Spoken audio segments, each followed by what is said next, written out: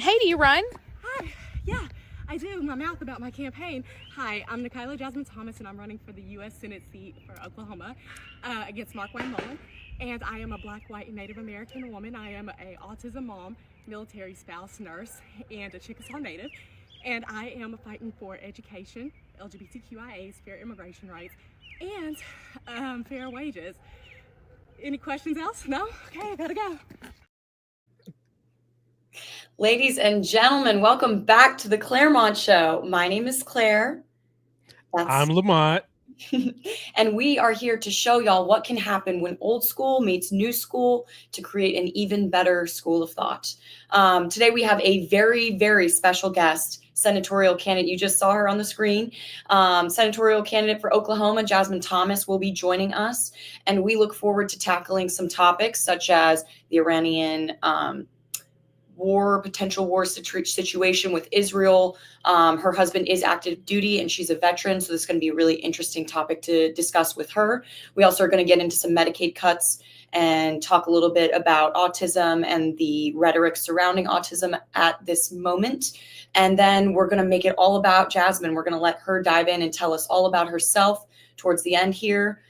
So without any further ado, let's get this thing started and let's bring on our guest. Show starts. I'm up early for the dealers come out. Everybody is outside till the killers come out. You ain't eating, you just act full. I'm impactful. Dozen funerals in a month. I got that pull. I will give it to niggas in all rap forms. Ignatius out right now on all platforms. There she is, ladies and gentlemen. Hello. How Hi. are you doing today, Miss Jasmine? I am good but busy, but I'm super excited to be here. Thank you for having me, Claire and Lamont. I really appreciate it. Yes. The pleasure is all ours, and we are so grateful for your time. We know you're doing your campaign. You've got concerns about your husband. You've got family in town. It's Juneteenth, just a whole lot of things, and we want you to know that we are grateful. You have our support, and we're going to do everything we can to let people know exactly why you need that Senate seat in Oklahoma. 100%. That Senate seat as well. Yeah.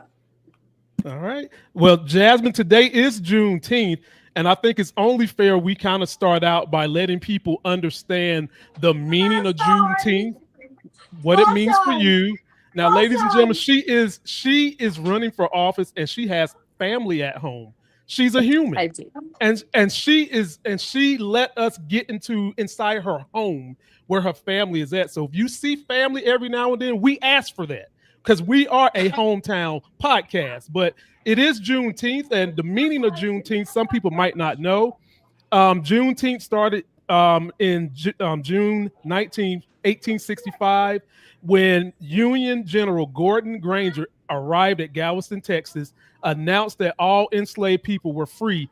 This was over 2 years since the Emancipation Proclamation.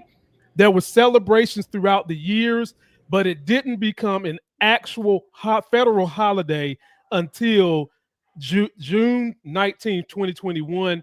And having said that, Jasmine, tell us what it means for you to have this as a holiday. It's our newest holiday. Yes, and I absolutely love it. I have celebrated Juneteenth my whole life as I was a child. Being Black means everything to me. I primarily grew up so I'm mixed, racially, triracial, Black, white, Native American. But since my mother is Black and Native American, I culturally grew up Black, so I identify as Black. So having something that's super special to us and something that we can celebrate and hold very near and dear, especially our freedom from the slavery, it's incredible. It just shows how resilient and incredibly just wonderful the African American heritage is, and I enjoy it wholeheartedly, and I love it. And Claire, you are a white American, and even though this is celebrating an achievement for Black Americans, tell us how you as a white American can relate to this holiday and why you enjoy celebrating Juneteenth. Well, I think most holidays are about commemoration, are about taking time out of the day-to-day and really think about where we've all come from and where we want to go.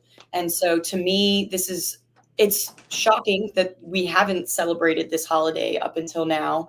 But I think it also should be a good sign that we're making some progress, that the voices of the progressive side and of the resistance, we are making ourselves known. And with every year, we're getting more and more opportunities to reflect deeply on the past and also make amends for the past. And for me, that means not just having Juneteenth and saying Happy Juneteenth. It also means empowering the Black community with more than just words. So it's a reminder of the work that we need to do, and it's also a reminder of the great work that's already been done. So well said, Claire. And ladies and Yes. gentlemen, for me, it's a constant reminder of what can happen when we all come together for a cause of equality. The Emancipation Proclamation freed us, but it also then made us citizens. It made us embedded, ingrained in freedom for this country. And we've had Black people fight for that freedom, build for that freedom, and continue to fight for equality, not just for Blacks, but for everyone. So anytime I hear of a celebration that celebrates Black people, it reminds me that we're celebrating the dreams and the hopes and aspirations of what a great nation could be. Yes. Simple as that. I love how thorough you guys are. I'm just like, oh, this is just incredible. I love this. And then you have this whole spiel, and I'm just like, dang it, maybe I should have just went more passionate with it. Like, I love how passionate you guys are. This is an incredible show. So sorry to interrupt. no, thank you. No. Yes, please. Like, as we're growing this new path that we're creating, let us know what we're doing right. Let us know what we're doing wrong, and just don't forget about us as we grow. That's all we'll say. That's all we need. Never. I'll come back once I get elected, and I'll just be like, listen, this is where it started. This was the most incredible place that I have. Incredible podcast, and I say place, but this is the most incredible podcast that I've been on. So I will never forget you guys ever. Thank you for having me again. Oh, for sure. You can't forget us, because we are going to give you a copy of this interview. So we are going to be in your back pocket 24/7, wherever you go. Stay there. You got it. You got That's it. where we prefer to be anyways. Yes, ma'am. So now we have a fun segment we call on our show, We've Had It.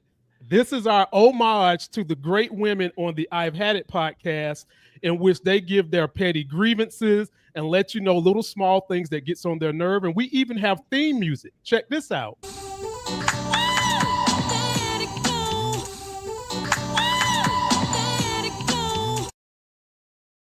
All right, Jasmine. What is it Not that the Mary we've J. had? Oh, Not the Mary J. I love that. That was a good little theme music for the We've Had It. I like that culturally. You are showing Yes, out ma'am. today. You and Claire, y'all are showing out. Hey, It's Music, Juneteenth. I support it. That's Lamont right there. Yeah. no, it's a team effort, Jasmine. And having said that, what is it that you've had it with that you can tell us about today?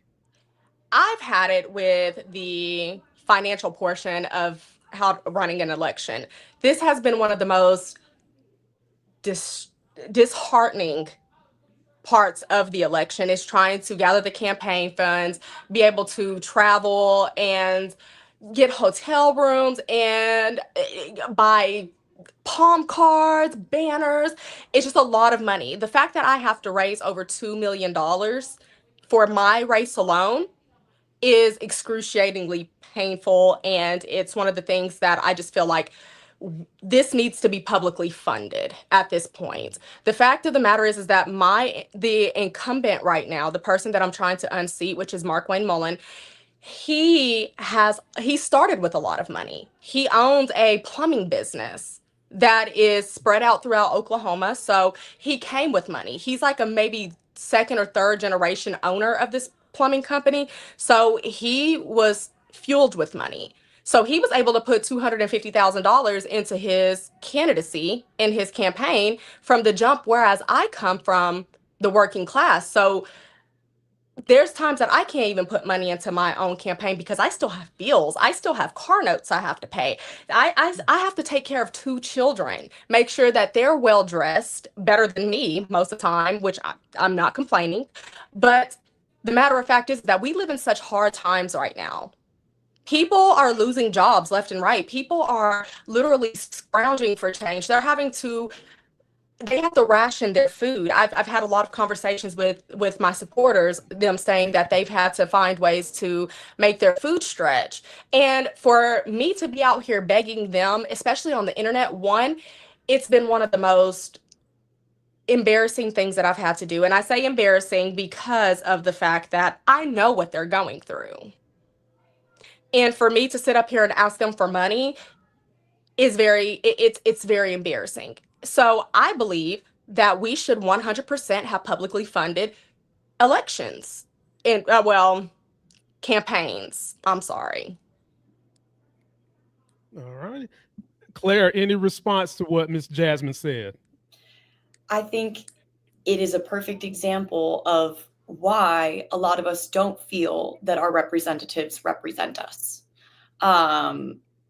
Because we as a collective, whether you are working class, middle class, upper middle class, the people who have that kind of money, just $250,000, just 250K just sitting in an account that they can just throw into whatever. That is not even close to the average American experience. And so then we're asking those same people to speak for us. And it shines a light on exactly what you're talking about, Jasmine, that we need people to be representative of the population. But how do we get those people who don't have all of the time and money and resources to those positions?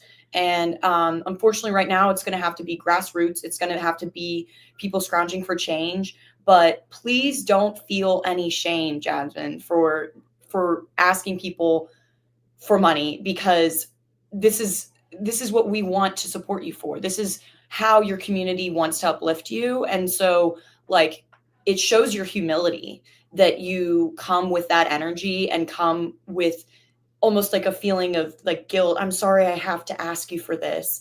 Know that we as a collective, and I'm speaking for myself and other Americans, we want to be able to support you. So keep asking, and people are gonna show up for you. Thank you. Absolutely. And it is a very humbling experience. So you're right. And showing my humility, because like I know what it's like to have to live paycheck to paycheck. I know what it's like to have to, just hold on to my last dollar to make it stretch. And I would never ever want my Oklahomans to ever think that in order for me to feel like I'm supported by them, that they have to give me their last. And that's why I just feel as if it's an embarrassing type of situation. And it makes me feel insufferable. It really does. Wow. Well, thank you again, Jasmine. And all I'm going to say, to put a pretty bow on it, my social media reach is well over 400,000. And this is my call to action to all you 400,000. Jasmine's link is in my video description.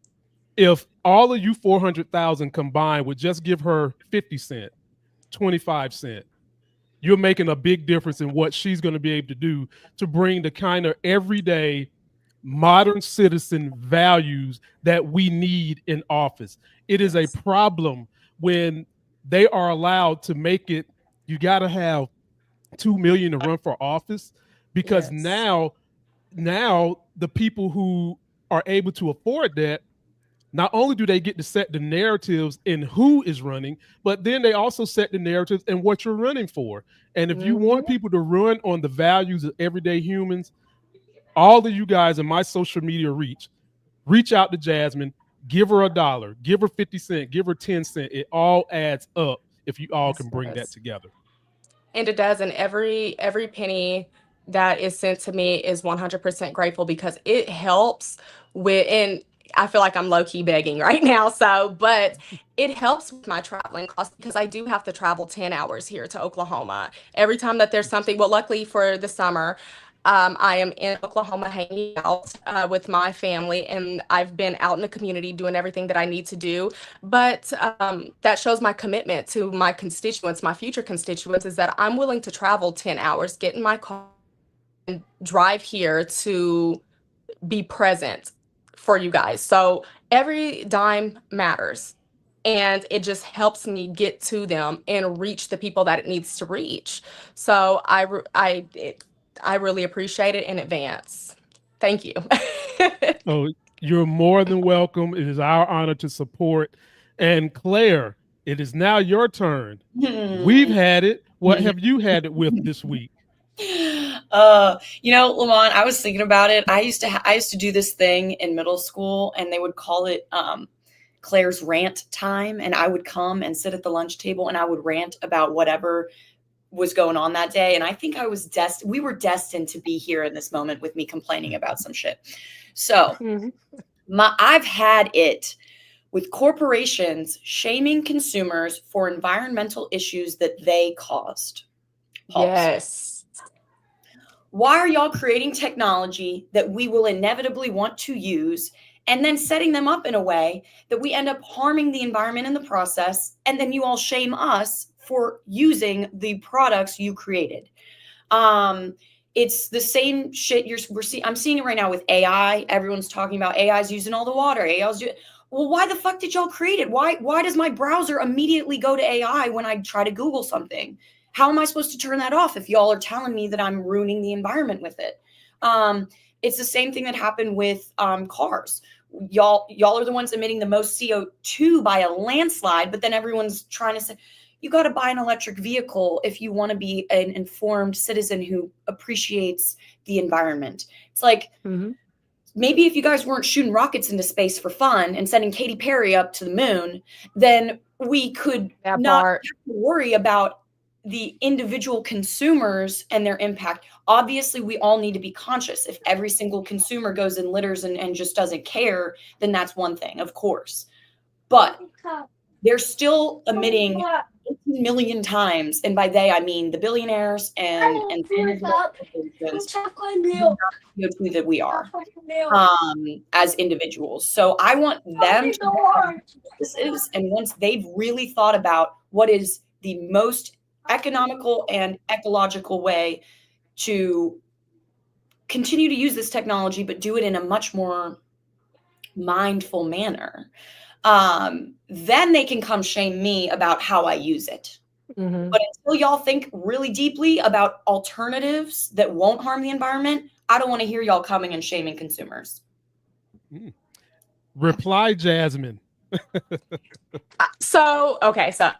No, I'm right there with Claire, because it's very confusing to me as to how they produced and they maintained the AI system. Because when I first saw, and this was just like recently that I had saw that they were using resources such as water, and we had a lot of energy that was burning into that, because I was like, well, this is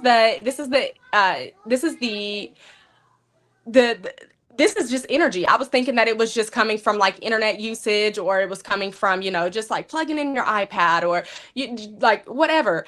But then when they told me that it was actually using these resources, I was like, well, how does that even happen? So I think that AI is more efficient to me than it is Google, because AI just hits it right there on the head. There on the head. It gives you all the information that you need without you having to go out and seek it on Google, because Google, you could go through pages and pages of things until you actually get what you're looking for. So I think that AI is useful to the best advantages. And personally, I do care about the environment. I love the environment. I 100% want and I go on with my policies about clean, renewable resources and EV vehicles. But at the same time, I don't want AI taken away from me. I don't want to be shamed for using AI. I want to feel like it's being utilized to its best advantage, if that makes sense. So I agree, Claire. I'm right there with you. I think that these tools are very useful. I just think the companies need to be very mindful about how it's impacting the environment. Because even if we care, what are we going to do to alter that system? They set the system up. If it's using too many resources, figure out another way. But don't come to us and say, you guys are ruining the environment. Right. You guys have options here. Let's brainstorm a little bit, you know? Well, All I have wanted, to say to that. oh, I'm I'm sorry. sorry. No, go ahead. Go ahead, Jasmine. I was gonna. I just want to know how they are doing this for the renewal, like for the water supply, because this is new to me about they're using water. So I just want to know, like, what is it that they're doing that's like, why does it have to use that? How come it's not just using regular energy? Like, It's what I've understood is that it's like when your computer keep going. It's like when your computer overheats. Like the actual mechanics of it add literally like they produce heat. It's a byproduct. And so then you imagine like the largest computer you've ever seen that takes up an entire building, and then it's running and it's running and it's running, and it's going to literally catch fire or burn up because of the amount of power that's being run through it. So then they have to, it's the same thing with nuclear power plants. Actually, my mom lives on a lake that is like 90 degrees in the summertime because it's cooling a nuclear power plant that's producing a ton of energy. And so that's a whole other type of pollution called heat pollution. And it's also very harmful to the environment. But again, I don't know what alternatives there are, but it's so new that there's got to be some brainstorming going on about what else we can do to reduce the heat output, or how we can, is there dirty water or water that we don't want to be using that we can use to cool it down? It's really confusing. But I do think we're smart. We can, if we can figure out AI, then we can figure out how to cool down AI without using up all of our water and resources. So all that to say, I don't have the answer, but I know that someone does. And they can't keep coming to me and saying that we're the problem when this is an issue that I think could be tackled in a smarter way. So yeah. Yes. But I learn something new every day. So you just taught me something that I actually appreciate that. I love learning. I'm a lifelong learner. So this was interesting. So I thank you for that. Thank you. We're all about learning and teaching here, and we want to learn from you as well. So, and again, I'm not an expert on that topic. I know basic stuff, but we can both after this dive into it a little further, and we'll each be better off for it. So my response to everything you ladies said is I agree. I would like for these corporations and tech corps to stop gaslighting us. Jasmine, I'm someone who makes a fairly decent living by trading stocks every day. So I'm watching CNBC every day. I'm up to date on what they're doing. My background is in applied science, and America can do anything it wants. We have the wheel. We've just seen we have the money. We can do anything we want. And like Claire said, we have all these servers that are powering all the AI engines and the search engines and all that, and they do get hot and you need water to cool them down. But then we're also opening up new nuclear plants. So 3 Mile Island was just bought by, it was either Microsoft or Facebook, because they need so much energy to power all this AI engines, that type of thing. And to Claire's point about why can't we do something cleaner, we could if the political will was there. This administration that we have right now doesn't care about that. And just so I can move on to what my I've had was, I'll just say this. People who are smart know that the same side of the moon faces the sun all the time. We could literally go put up 10 miles of solar energy on the moon because it's going to get energy 24/7. And then you can, I think it's either refract or microwave the energy back to Earth. And then we have infinite power as long as our sun keeps being yellow before it turns red. And I'll move on. Food for thought for those that are listening. So my I've had it is not as deep as y'all's I had it. Mine is very petty. So y'all just get your feet ready. I've had it. shout out to the I've Had It podcast, with MAGA people and their non-driving asses. How the hell you gonna run your car, your redneck mobile, into my lane and then blow the horn at me? Come on, man.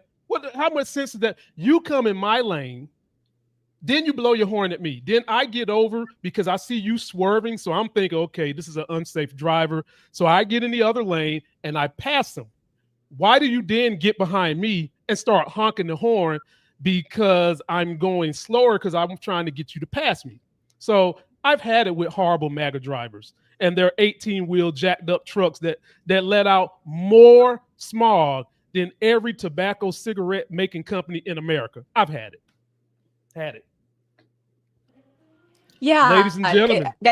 Can I make one statement on that? Yeah, definitely. And they act like they have gotten their licenses out of a cereal box. They really do. They cannot drive worth anything.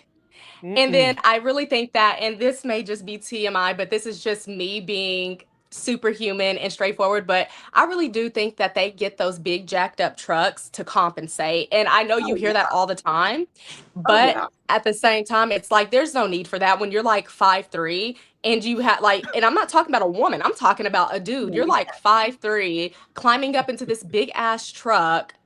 For what? You have to push your whole seat up into your steering wheel, and you're over here. Yeah. They're nuts. They're crazy. But crazy mentally, but also driving wise too. So I agree with that. You have not said anything wrong. And I'm trying to stay as professional as possible here, but at the same time, you just I'm trying to maintain my professionalism, because one thing about me is I will eat someone up real quick. Well, you've come to the right channel. The reason I have a big following is because I judiciously eat people up. And me and Claire are in North Carolina. And so my joke about their bad driving is I always say they all think they went to the Dale Earnhardt School of driver's license in North Carolina, because they all think that they're on some damn dragway in the dirt road in the back country, driving however they want to, like a damn sidewinder snake in the desert. That's how they drive in North Carolina. Well, it's just always, you see the big ass truck in your rear view. They're riding your ass. You're like, whatever, I'll move over. They pass you, and all of a sudden you see Trump bans, all this bullshit, and you're like, checks out. It's the flags for me, honestly. Like, it's very telling. It's not even the don't tread on me part. It's literally the Trump, and a lot of them don't have the updated one. So it'll be like Trump and Pence. And I'm just like, babe, I'm just like, y'all sat up here and y'all literally look like idiots, because Pence is not even friends with Trump no more. Pence couldn't, like, y'all agree. Y'all need to get new stuff, okay? I don't know what to say, because if these things get clipped, they're gonna be like, look, she's our biggest hater. And baby, one thing about me is I do not hate y'all and y'all's 8th grade level thinking, reasoning, whatever. Okay. One thing about me is I'm gonna let y'all do what y'all want to do, and I need y'all to move around. That's it. Stay away from me with y'all's brain worms or y'all's Trump Bibles. I don't want none of that. I don't want to be a part of it. Well, here's the thing I always tell people, Jasmine, then we'll go to the Iran subject. I always tell people it's a double standard for Democrats versus Republicans, because if a Republican attacks someone's physical nature or their behavior, they all of a sudden forget it. They have convenient memory. But if a Democrat does it, you call somebody a bag of deplorables, they never let you forget it. Now, this is what I think and what I say about what Democrats can do in regards to that. Because of the mindset and the delusional mindset and the hatred mindset of MAGA, I said MAGA, not Republicans. The only thing a Democrat has to do to make them upset is what's right for the greater good of the country, and they're just going to be fucking mad at that. You want health care for everybody? They mad. You want to make sure everybody has clean water? They mad. You want to make sure kids and people have the opportunity and the financial wherewithal to go to college? They fucking mad. So Democrats, make them matter. keep fighting for what's best for everybody, and they're going to be big mad regardless. But my thing is that it never ceases to amaze me that the people that are calling themselves Republicans are not even real Republicans, because the real Republicans that we know, especially the ones that I grew up with, they were rich. They were rich, and they actually went to prestigious colleges. They actually had decent jobs, and they had reasonings to actually complain. MAGA, like, for them to call themselves Republican, it's 100% just, I would be appalled if I was a Republican, honestly, because I would be like, first of all, who are you? Do we even know you? Have you brushed your teeth? Have you even brushed your hair? Like, do you even, where do you go? Like, I would ask so many questions, because one thing about me is I'm inquisitive about everything. So if one thing doesn't make sense, then I'm telling you, my brain will find different links to try to figure out, like, and start making up all these questions to dive deeper into why they do what they do. But also on top of that, it tries to comprehend stupidity. And I think that's why I am the way that I am now, where I'm just kind of just more side-eyed than saying anything, is because when you can't comprehend stupidity, what can you say?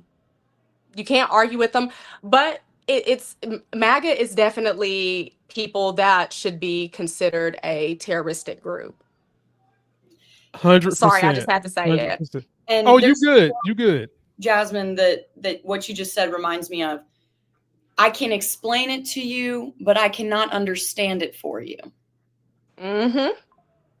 That's how I'm talking to MAGA. I can explain this and make it so crystal clear. I can lay out the evidence on a red carpet for you, and you still will not, it won't process through your rock of a brain. So, I'm not going to waste my time after a certain point. If you make it clear to me that the way that you reason and the way that you use logic is by using confirmation bias and trying to argue based on points you've already heard from Fox News, it's not worth my time. I don't need to educate you. You've had the opportunity and you've chosen ignorance. Yes. So enjoy your ignorance. Fuck you though. And it's not even bliss. The ignorance is not even bliss at this point. At this point, it's literally just miserable. Yes, it's miserable. You hit the nail right on the head, and it's super embarrassing for them because they don't want to be open to constructive criticism. They don't want to sit up here and actually have productive conversations. And these are the same people that also like conspiracy theories. Like, they come up with things like, there's a lizard man that comes out of this hole in my grandma's backyard every day. These are the same people that we're trying to reason with, and I don't understand why we would even do that. But I'm sorry, Lamont, that I had cut you off, but I just want to say that in nursing school, we had learned that we have to produce information at an 8th grade level. So everything that we print out, 8th grade level, everything that's verbiage, it has to be, just like me saying, hey, we have to go into your skull and we had to fix a broken bone in your skull. 8th grade level, instead of me going in and saying, well, you had a fractured sphenoid bone and we had to go in and do a lobotomy on you. They're not going to understand it, So when I try to break things down for MAGA, I do it at a kindergarten level. But you know what? But I stopped.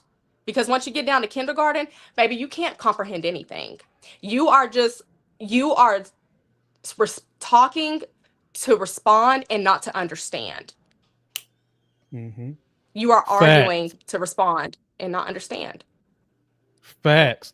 And I'll get us to the next subject on this, ladies and gentlemen. The fight you hear from Jasmine is the kind of fight a lot of us Democrats want to hear, because you can easily destroy MAGA by just giving the facts. To them, facts are insults, which is pathetic, but it's the absolute truth. A fact is an insult.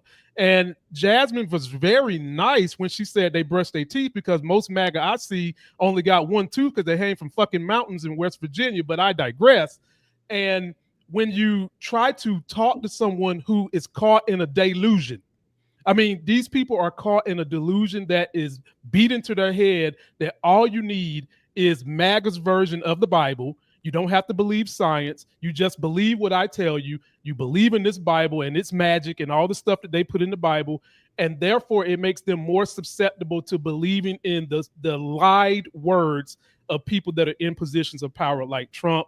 And I'll leave it there because we brought Jasmine here to display her knowledge. She don't got to speak with me and my audience on an 8th grade level. We want people to understand that she's a human. She's got jokes. She's bold, and she's got a back that is as strong as a rhino for folks that want to throw something at her. And we'll get to Iran. So Jasmine has a person that she really, really loves who's actively in the military. So when this Iran thing came up, ladies and gentlemen, it was of pertinence to her, not just because she's running for Senate, but because she's actually living it. And Jasmine, I'm going to show you the clip that I mentioned to you the other day about that sparked a whole lot more looking into what's really going on with Iran and Israel. And after that, you get first dibs on replies and rebuttals to what's going on. Iran, by the way.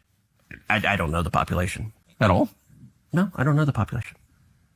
You don't know the population of the country you seek to topple? How many people live in Iran? 92 million. Okay. Yeah. How could you not know that? I don't sit around memorizing population tables. Well, it's kind of relevant because you're calling for the overthrow of the government. Why is it relevant whether it's 90 million or 80 million or 100 million? Why is that relevant? Because if you don't know anything about the country... I didn't say I don't know anything about the country. What's the ethnic mix of Iran? They are Persians and predominantly Shia. Okay, it's not even... You don't know anything about Iran. So okay, I am not the Tucker Carlson expert on Iran. You're a senator who's calling for the overthrow of the government. You're the one who claims anything about the country. No, you don't know anything about the country. You're the one who claims they're not trying to murder Donald Trump. You're the one who can't figure out if it was a good idea to kill General Soleimani, and you said it was bad. You don't believe they're trying to murder Trump? Yes, I do. Because you're not calling for military strikes against them in retaliation. And if you really believe that, we're carrying out military strikes today. You said Israel was right with our help. I said we. Israel is leading them, but we're supporting them. Well, you're breaking news here because the U.S. government last night denied, the National Security Council spokesman Alex Pfeiffer denied on behalf of Trump that we were acting on Israel's behalf in any offensive capacity. No, we're not bombing them. Israel's bombing them. You just said we were. We are supporting Israel. High stakes. You're a senator. If you're saying the United States government is at war with Iran right now, people are listening. Okay. So, Jasmine, let me set this up for you. Ladies and gentlemen, if you want to vote for a senator who is going to come to her interview prepared, who already has a great basis of knowledge of what's going on militarily and inside the government because they're actively married to it, go and donate to Jasmine because that was an atrocious showing by both people. Tough talking Carlson and Ted, don't call me Raphael from the Ninja Turtles Cruz. It's embarrassing, number one, that he don't have any knowledge and wasn't prepared for that interview. So if he's not prepared for that interview, the people he supports in Texas, how prepared do you think he is for you guys? And Jasmine, this was his reply. Ted Cruz on X did a long interview with Tucker. He released a snippet playing a got you on the population of Iran. I declined to play those silly games.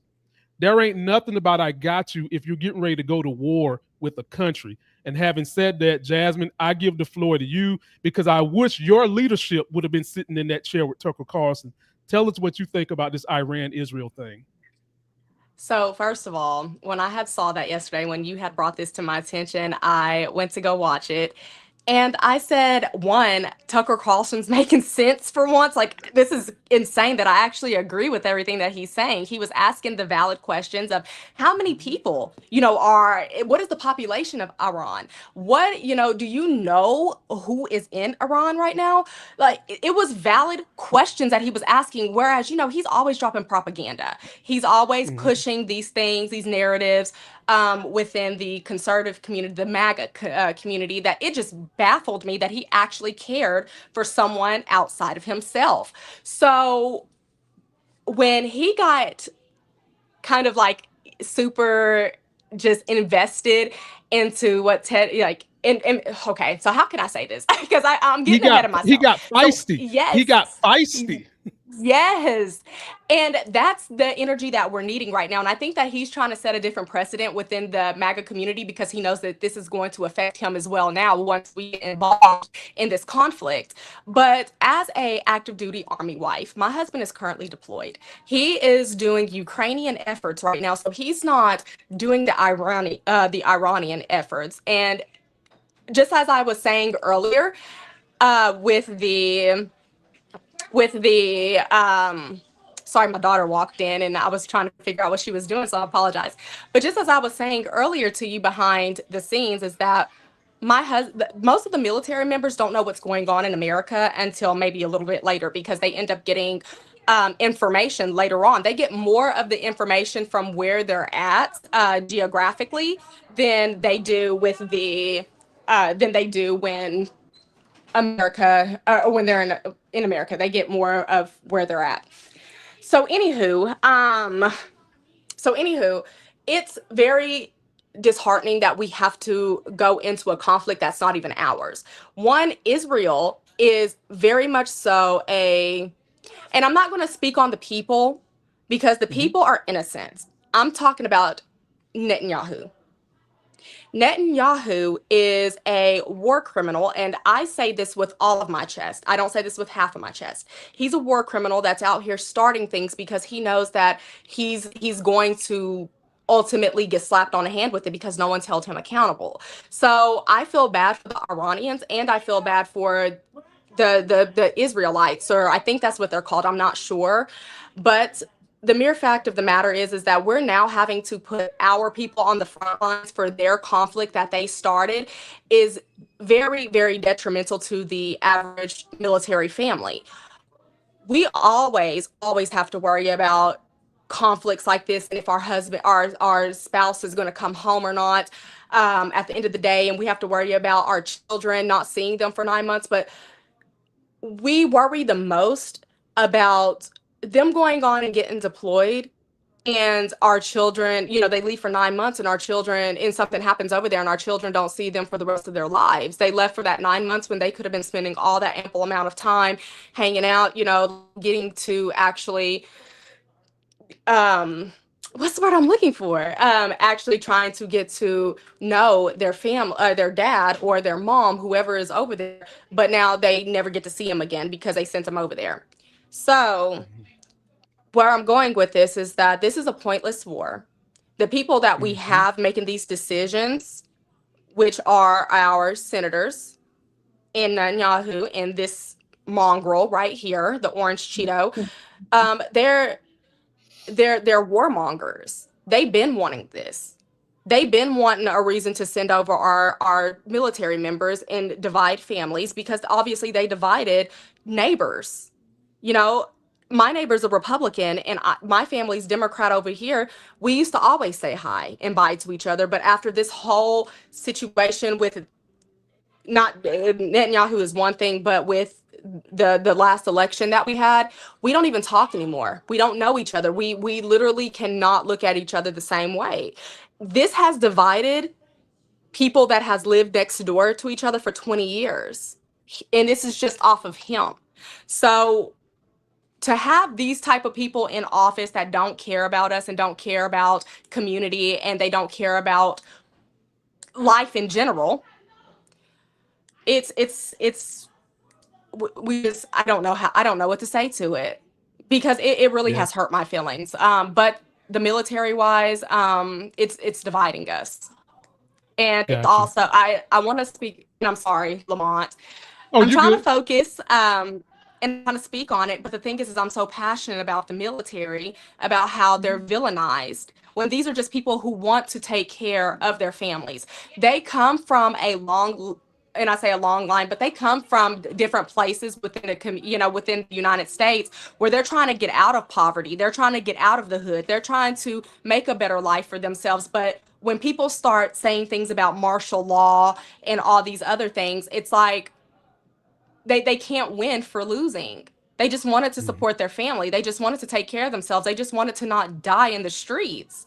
But when you have a tyrant in the office that is supporting another tyrant, it's like they also can't win with that either.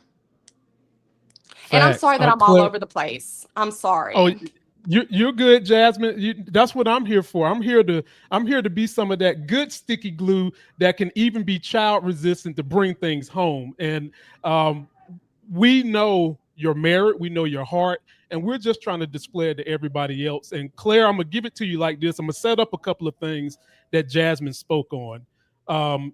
Number one, she talked a little bit about how Tucker Carlson, he's MAGA, Ted Cruz, he's MAGA flip-floppy, and how at one point in time, Tucker Carlson was doing all this yapping on Fox, and everybody was buddies with Israel. And then we get a weak dictator president who's cozying up to other dictators. Now Tucker Carlson done jump teams, and he's acting like he has real support for Iran when we know he doesn't. And the other thing she touched on was how this touches the military. And Claire, a lot of people in the military don't like the leadership they currently have, but they have to act on their orders. And hence you can see that based on the lack of formation from that military parade that was thrown in honor of his birthday. Those people did not want to be there. Their formation step was not the way it should be. And that was, I think, some of their protests. And last point, Claire, as I give it to you, I agree with her that Israel and people, I've got a map of the data of what's going on with Israel versus Iran. If you're listening to us, come to the YouTube and watch us. Claire, Israel is basically declaring war on pretty much all the Middle East, trying to take over everything. They're fighting Palestine. They're fighting Iran. There's rumors they want to go and have issues with the Saudis, who they feel like is supporting Iran. And as she mentioned eloquently, Netanyahu has been a dictator, a horrible war criminal. And I'll give it to you like this, Claire. Even with how bad and horrible he is, it makes no damn sense that that country has free education, free health care, and they're completely subsidized by the American people and possibly about to be subsidized again in another war, which we shouldn't be in. Floor is yours, Claire. I don't think there will ever be a day of my life where we are not meddling in the goddamn Middle East. I came into this world post 9/11, and every day since, there has been some conflict in that area. And there's obviously so much geopolitical reasoning for that. And it's such a messy history. But one thing that this whole situation is making me think about is any war necessary? I definitely can think of examples like World War II when you need to have a military because you don't know what other people are going to do with their citizens, right? And their power. So we need to be able to intervene when it comes down to human rights. I get that. But resorting to war, the second that a conflict doesn't work, to me is a sign of weak negotiations, weak politicians, people who are incapable of compromise, people who are incapable of seeing each other's perspectives. And so when two countries just constantly are threatening war, that tells me y'all can't fucking debate for shit. Y'all don't know how to solve one singular problem without trying to get violent. It's just petty. It makes me, and I'm going to read really quickly from a great song. This is called War Pigs by Black Sabbath. I know it. Politicians hide themselves away. They only started the war. Why should they go out to fight? They leave that all to the poor. Time will tell on their power minds, making war just for fun, treating people just like pawns in chess. Wait till their judgment day comes. So that's all I'm getting at here. Love the military. We need the military, not discrediting that. But I think that there are many other things we can do and ways that we can negotiate before we resort to sending people over across the ocean to fight with people over an issue that it's not even our issue, really. We're related to it. adjacent, but yeah, it's frustrating. No, and I agree wholeheartedly. I just feel like there's so like we are in the 21st century now. We are so well advanced with technology. I feel like there's other ways that we can definitely get our point across without actually having to have casualties. Yeah. Right. So this is just my thought about it. But you know, there may be other strategies as to why they don't want to use other ways to, because you know, like cyber wars, they come over here, I mean, they don't come over here, but they like drop propaganda on us. They end up, you know, crashing server systems, whatever, and that's like a war. Okay, I would much rather have that war than, you know, have to worry about if my husband's going to come home when he's supposed to. I would rather someone hack my Facebook page than have to get a flag, a service member come to my door with a flag and do a salute to me. I would much rather have that. I don't care about the materialistic things. I care about the person that I built a family with, you know, and I care about the other military members that are 100%, you know, loved by somebody. And so I really think that the government really does see the military as pawns, because they did sign on a dotted line and say that I will commit my life to whatever I'm told to do or to this country.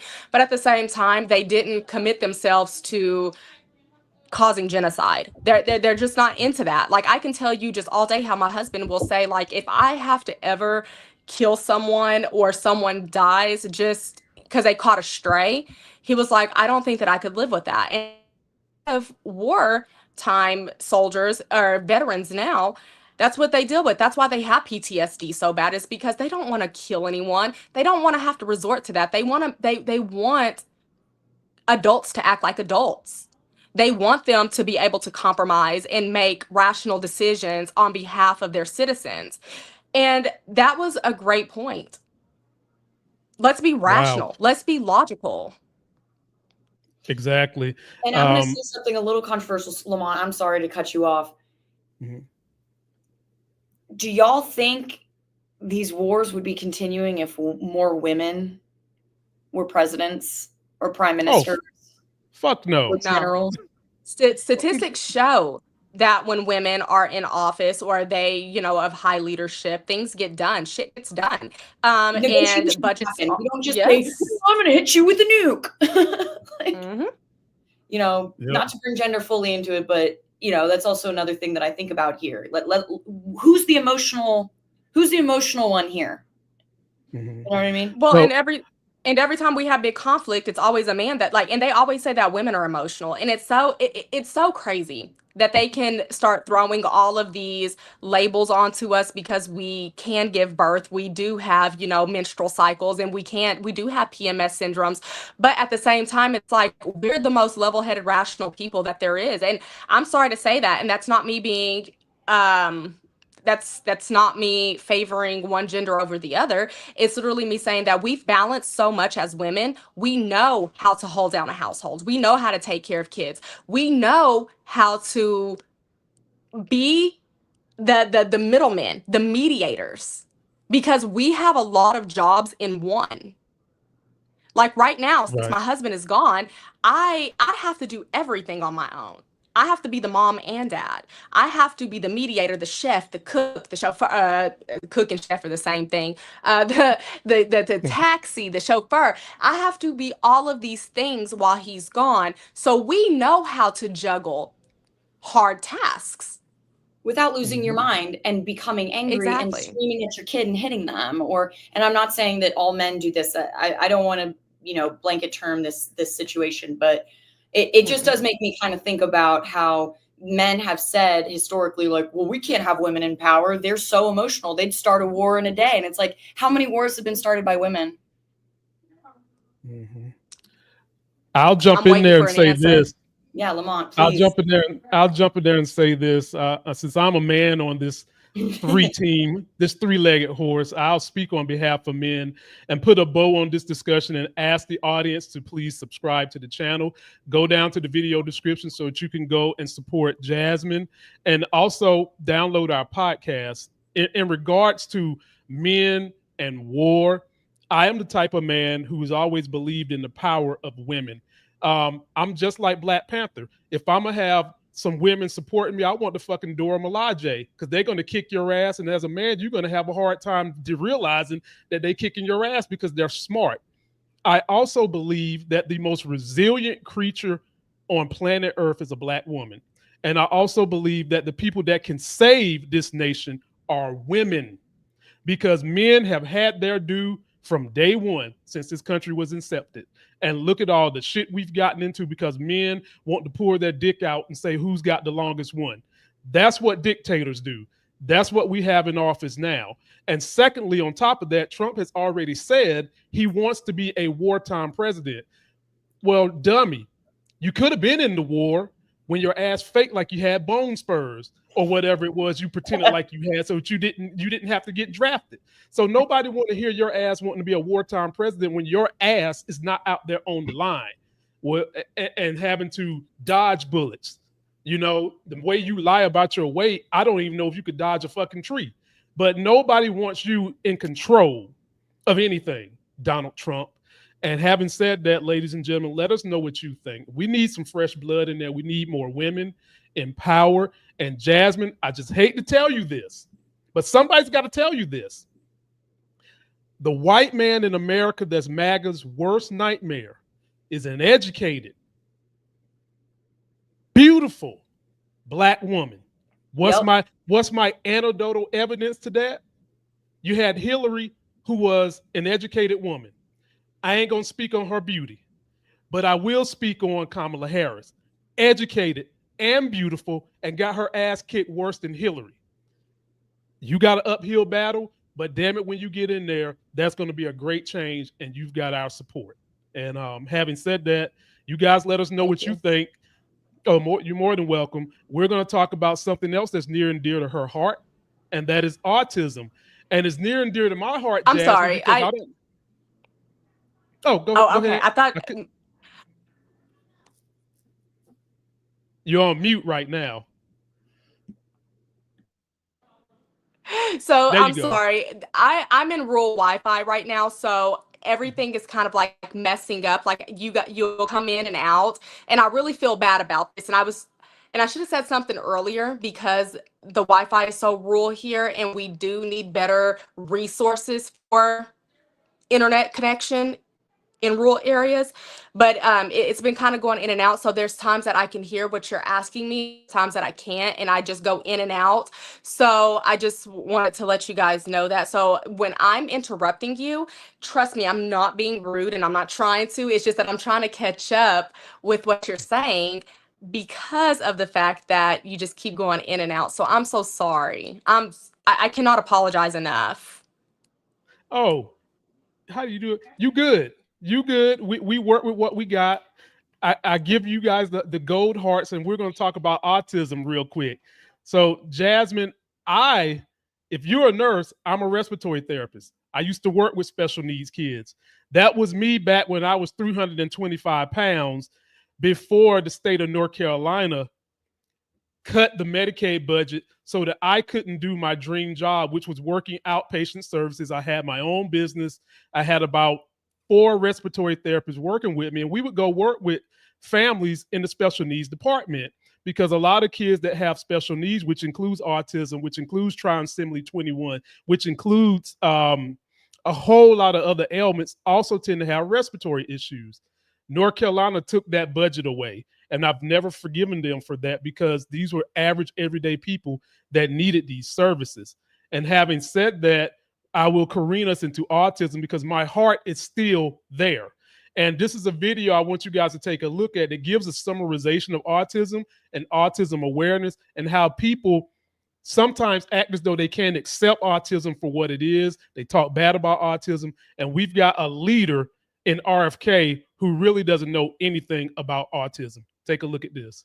eliminate an entire alphabet soup of departments and agencies while preserving their core functions. I want to promise you now that we're going to do more with less. RFK also refers to autism as a chronic disease here. There are lots of problems with how he refers to autistic people throughout this press conference, you will see. Americans can understand what is happening with chronic disease in this country in real time. Autism is not a disease or an illness, it's a neurodevelopmental condition. Your brain has developed differently. We should not be using words like disease to describe autistic people. It's stigmatizing, and even if you don't care about being nice to autistic people, it's also incorrect. Many people do refer to being autistic as a disability and a lifelong disability, but it's not a disease. Examples of chronic diseases include heart disease, cancer, and diabetes. We don't wait 2 years to react to a measles epidemic or any kind of infectious disease. We shouldn't have to do that for diabetes or autism. I mean, there's a reason why we don't react to autism as we would a deadly infectious disease. Autism is not a deadly infectious disease. And what does reacting mean? We're not trying to stop the spread or something. Again, this isn't COVID. Do you want to develop a vaccine for autism, Robert? Heard you like them. You just give us some vitamin A and then we can all move on with our lives. And he actually mentioned measles here. We don't wait 2 years to react to a measles epidemic. Hold that thought for now. But if RFK is planning to treat autistic children with the same regard he affords to the children who have sadly contracted measles, then, The ASD prevalence rate in 8-year-olds is now 1 in 31. Shocking. One thing that is important to note before we start fearmongering about how shocking this is that this figure 1 in 31 is not intended to be viewed in this way as a sort of national average. This is data from just 16 surveillance sites dotted all over the US. The populations within site-defined ADDM network surveillance areas are not nationally representative and do not generate nationally representative ASD prevalence estimates. And the numbers actually varied widely between sites. From 9.7 per 1,000 children in Laredo, Texas, to 53.1 in California. Did the authors put this variation down to some sort of scary environmental toxin in various areas? No. No, they did not. The authors of the report put the variation down to differences in service eligibility and availability, and whether the children had insurance coverage in that location. For example, the Pennsylvania site had a prevalence of 47.4 per 1,000 for 8-year-old children, but this isn't shocking. They have a state Medicaid policy which includes children with physical, developmental, mental health, or intellectual disabilities, irrespective of parental income. If diagnosis is more accessible, more people will access it. Shocking. I'm going to lay it up for you, Jasmine. That last piece of information she gave about Medicare access is what I used to be involved with in North Carolina, working with the population, and my state took it away to give the billionaires in my state another fucking yacht to go do whatever they want with God knows who. And in terms of RFK, who does not have any kind of medical background, he's got the audacity to sit up there and talk about he's replacing people with alphabet soup. Your ass need to get a hot bowl of alphabet soup, see if that'll fix your damn voice. Floor is yours, Jasmine. So one thing, and I think that she hit everything right on the head pretty well, actually, because of the fact that she really put the statistics and the facts into there, and also making sure that people knew that autism is really stigmatized. So I'm passionate about autism and autism research because of the fact that my son has autism. He has level 2. So when I found out that he had autism, I was crushed, devastated. I didn't understand. I didn't know what I did. I felt like this was all my fault. I had no idea how to proceed after we had gotten that diagnosis. I cried for so long. And one thing about me is I'm emotional, but I'm not a crier unless I'm very frustrated or I'm just put into a situation where I just feel like there's no other I may go to jail if I don't do anything else. So when I had gotten that, I didn't have any idea. I thought it was just one of those life-altering, I thought it was a disease until I actually put forth effort into researching autism and seeing how I could help my child thrive and not have the worst case scenario where I'm like, okay, well, he's not going to be able to live a normal life in the future. And I think that when RFK really came out of the woodworks with no kind of medical backgrounds and also no kind of close allyship with the autism community. And he started saying all of these, giving all these terrible narratives and these dialogues. I was just like, well, first of all, who do you even know that has autism that you can sit up here and you can just make all these assumptions? Like, who are you? Because you're not an MD, you're not a developmental pediatrician, love. So who the hell are you? When I tell you, I can go on and on about, like, what are your credentials? Because it's not a parent of an autistic child, because no one knows the struggles and how we feel as parents than a parent when it comes to autism. So he had mentioned that he was going to find a cure by September. First and foremost, anyone who has a brain cell, they would know that it's genetic. There's no way that we can sit up here and we can find a cure for it. Like, yeah, if he can find something that helps out with, their mood swings, or if they can find ways to help with the behavioral portion, I'm all for it. But to try to cure it is beyond ableist.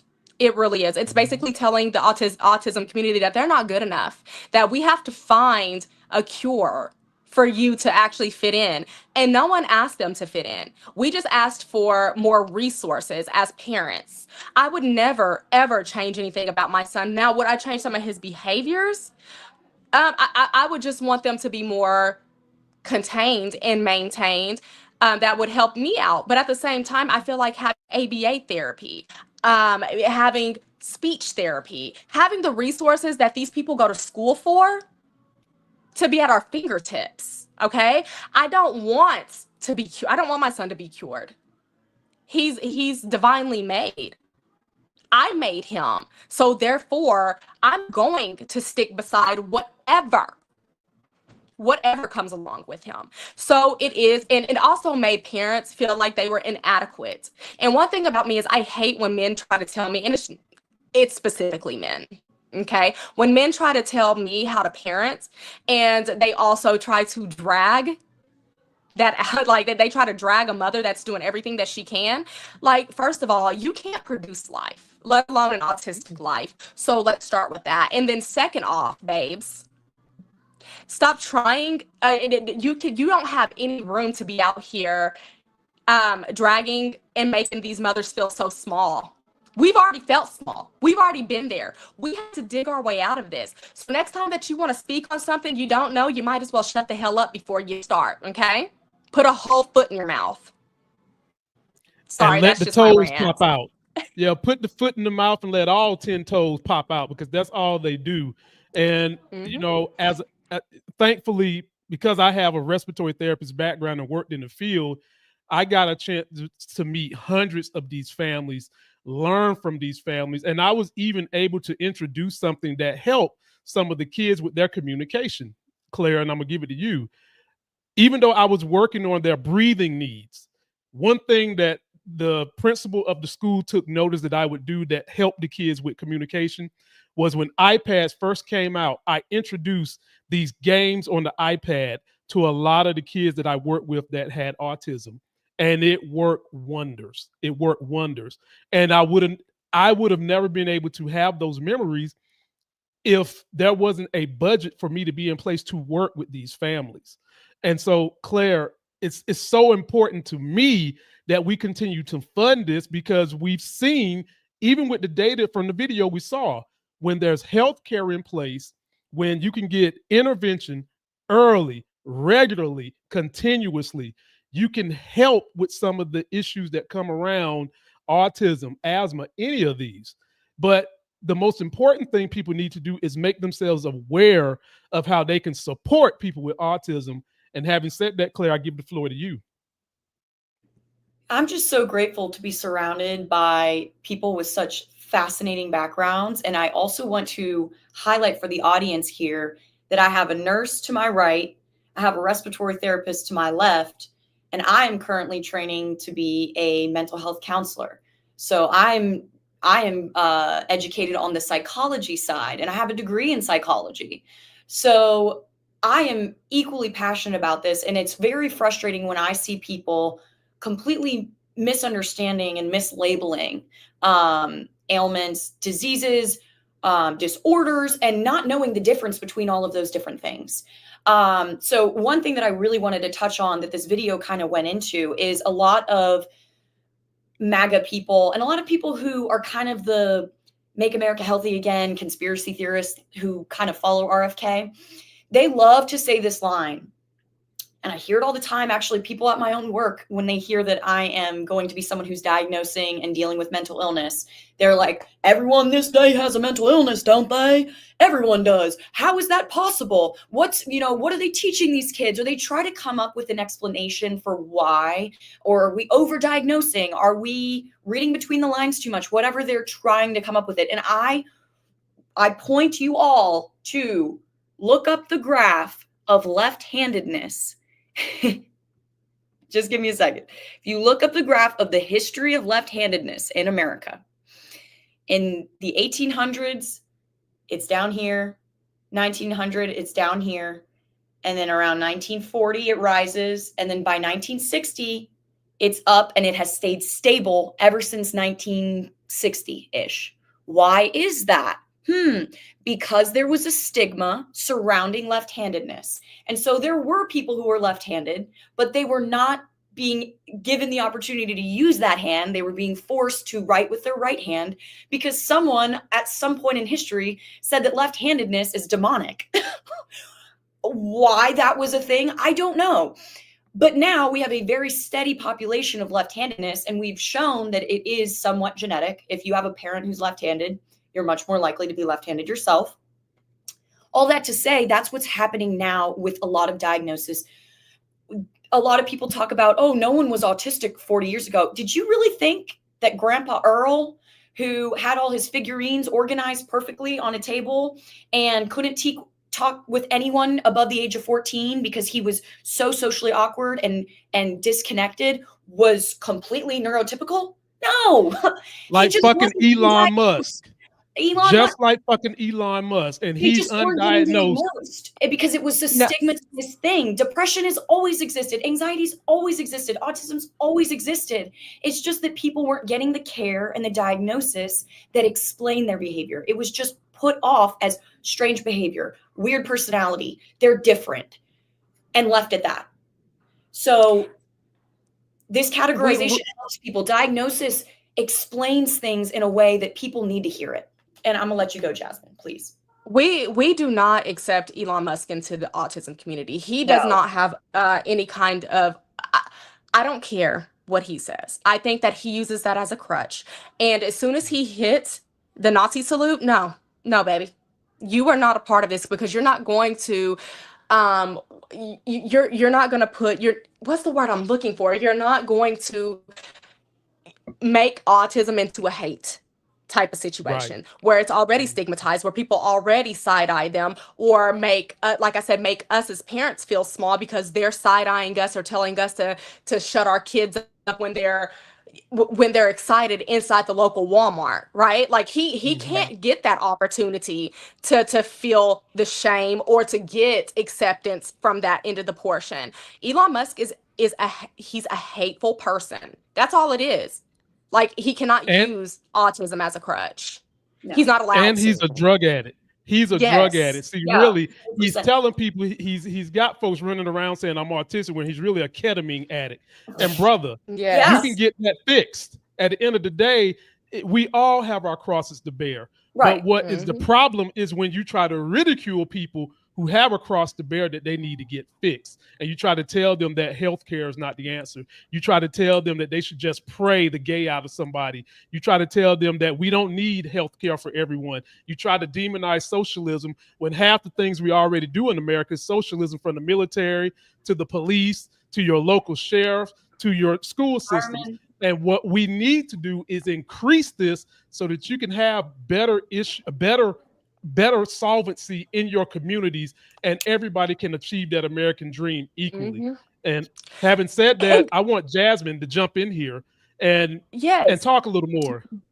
Yes, and the crazy part about all this is the people that are screaming socialism, one, they don't even know the definition of socialism. They don't even know what it entails. But two, but two, they are the definition of socialism. So when we don't have these programs, such as what they're asking for, like food stamps, the Medicaid, Medicare, it's like, well, do you rely on this? Are you wanting to use all of your Social Security paychecks? The popular belief is that children with disabilities, such as autism, they can receive Social Security. We ended up receiving Social Security a couple of years ago while I was in nursing school. And Social Security ultimately wanted me to pay it back, saying that there was no true evidence that my son was autistic, although they had to get medical records. They had to get medical records from the doctor that says that he's been autistic since he was 2. He was diagnosed at 2. Well, anyway, these people are literally, I can't bring my mind to even wrap around the concept. And this is where I was saying earlier, is that the stupidity, my brain can't comprehend it nor make the words for it, because it's like socialism saves your life.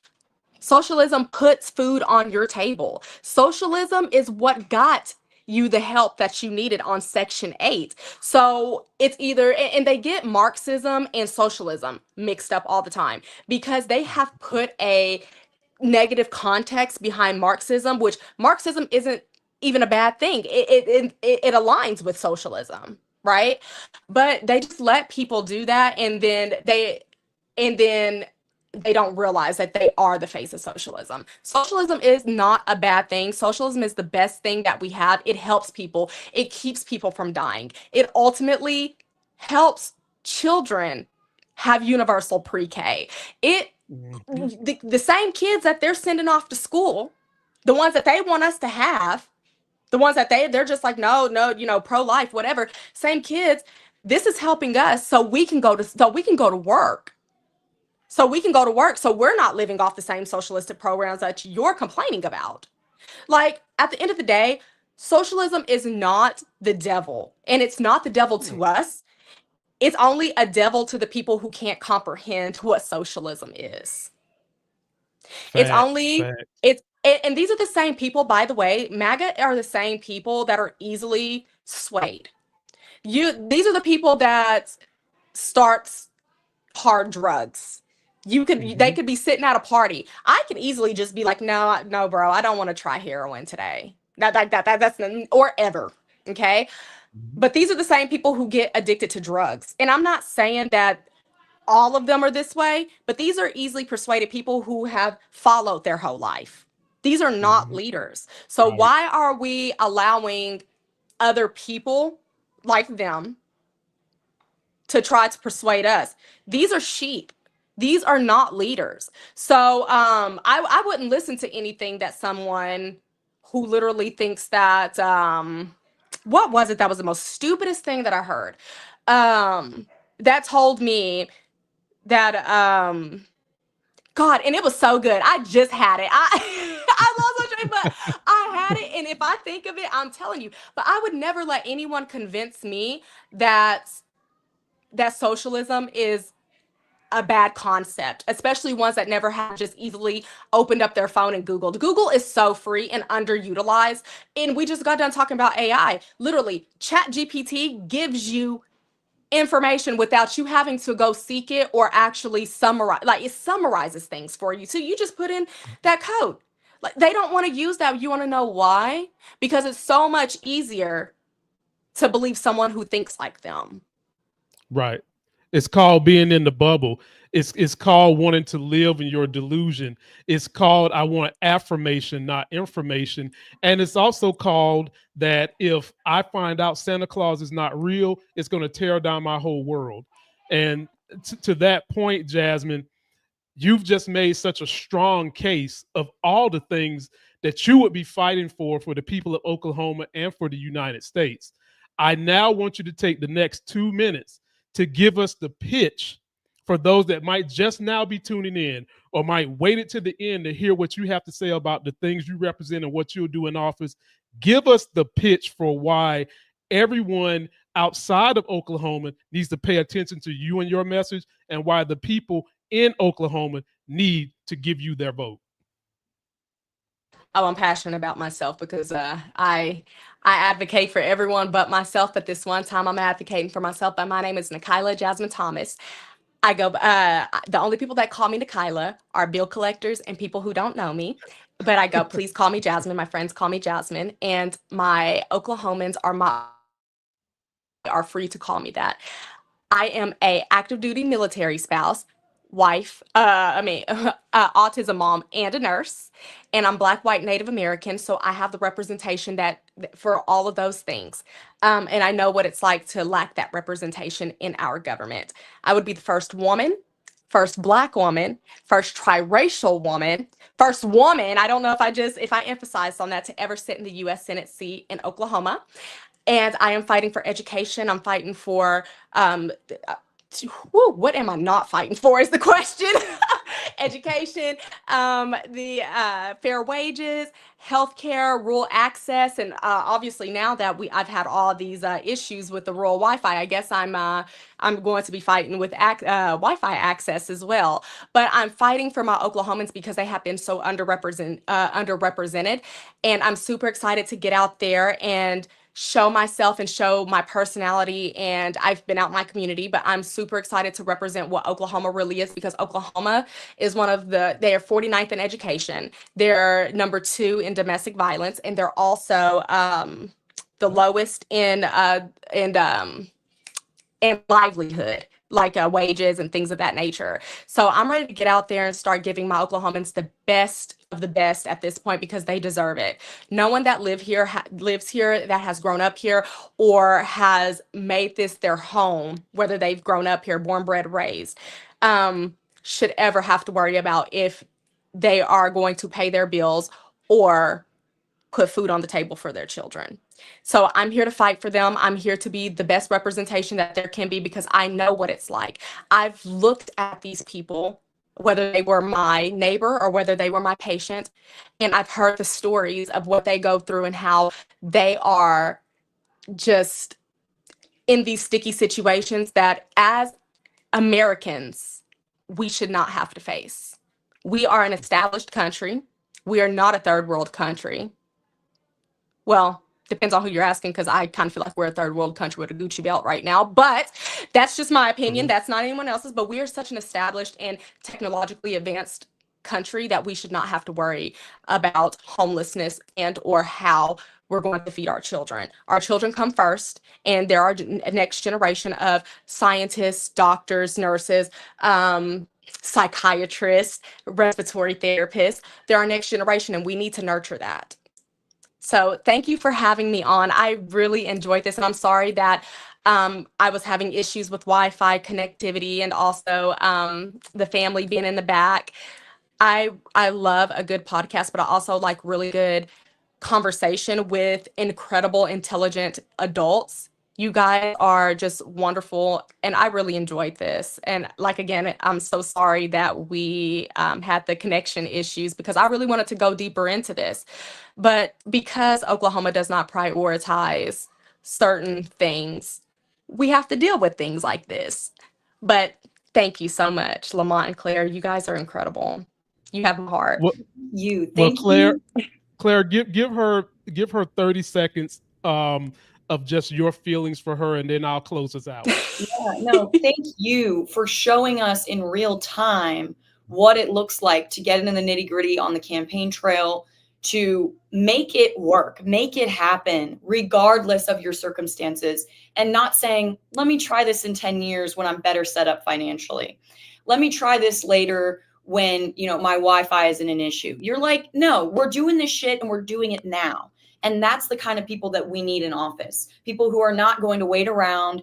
They're not going to, go and say, well, sorry, let me just find all the richest corporations that can fund my campaign. Mm-hmm. You're asking people to help you. And now it's our job and our time to step up for you.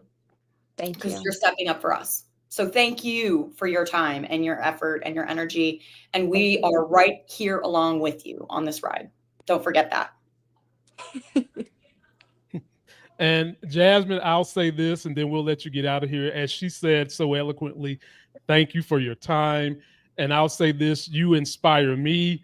And you know I'm not going to let you get out here without showing you my daughter, who you strong women, including my wife, who is a kidney doctor, who has been affected, and her colleagues been affected by RFK and his bull jive.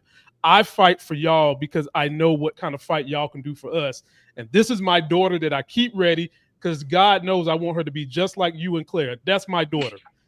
Oh, look at the baby. Look and at her. I can tell you right now, she told me to tell you, you've got her vote. And so having said that, ladies and gentlemen, that's going to do it for our video. Please be sure to download our podcast. You can find us on Spotify, anywhere you go. That is our link for the podcast. We also have a voicemail system that you can leave us a message. The link is in the description. But for this video, more importantly, I need y'all to take the time to go donate to Jasmine's campaign. She done already invited us to the cookout. She said we can come to the cookout, but it's going to cost us some tithes and offering, ladies and gentlemen, at least 50 cents to get to the cookout so that we can enjoy it with her. And people that she's not going to invite to the cookout, Ted Cruz, Tucker Carlson. And until that next Sexy as Hell video, we're out. Wow. Oh, well.